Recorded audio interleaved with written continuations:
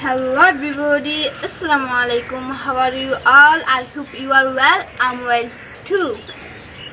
Today we will know something common sentence in our society. So let's start.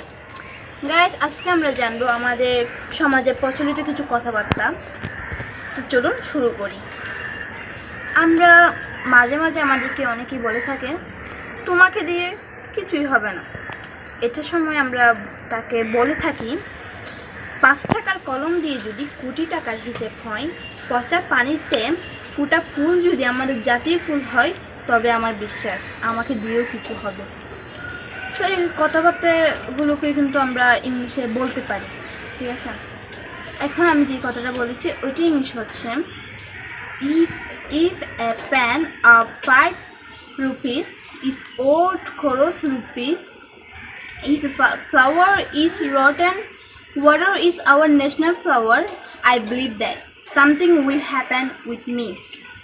এটাকে আমরা একটু আস্তে আস্তে শুনে ভিডিওটা মানে পজ করে যদি আপনারা শুনেন তাহলে এটা বুঝতে পারবেন এবং খুব শীঘ্রই মুখস্থ হয়ে যাবে।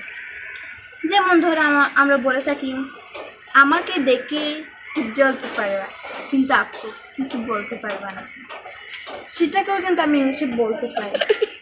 যেমন বলা যায় you can burn seeing me but you can't say anything sorry. You can burn seeing me but you can't say anything sorry, ঠিক আছে? এটা আমরা বলে থাকি, সচরাচর বলে থাকি। মাঝে মাঝে আমরা যদি পড়া যদি একটু কম হয়ে থাকে আমাদেরকে মা বলে থাকেন অল্প বিদ্যা ভয়ঙ্কর, অল্প বিদ্যা ভয়ঙ্কর। এটাকেও কিন্তু ইংলিশে বলা যায়। যেমন বলা যায় a little learning is a dangerous thing, a little learning is a dangerous thing। এটা কিন্তু খুবই কমন।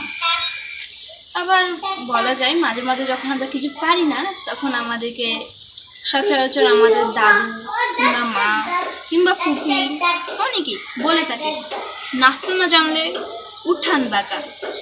এটা কিন্তু খুব কমন, যেটা আপনারা অনেকেই শুনেছেন।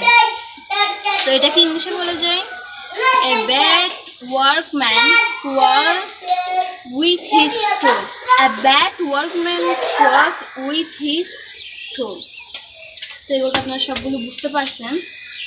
আপনারা এগুলো বেশি বেশি করে অনুসরণ করবেন, দেখবেন অবশ্যই সবগুলো আপনারা মুখস্থ হয়ে যাবেন।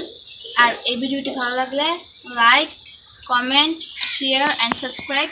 আর ফেসবুক থেকে যারা দেখছেন তারা ফলো করতে একদমই ভুলবেন না। আর আমি দোয়া করবো যেন আপনারা ভবিষ্যতে এগিয়ে যেতে পারেন আমার ভিডিও দেখে। আর অবশ্যই আপনারাও আমার জন্য দোয়া করবেন। তো এই পর্যন্ত সবাই ভালো থাকুন, সুস্থ থাকুন, আল্লাহ হাফেজ।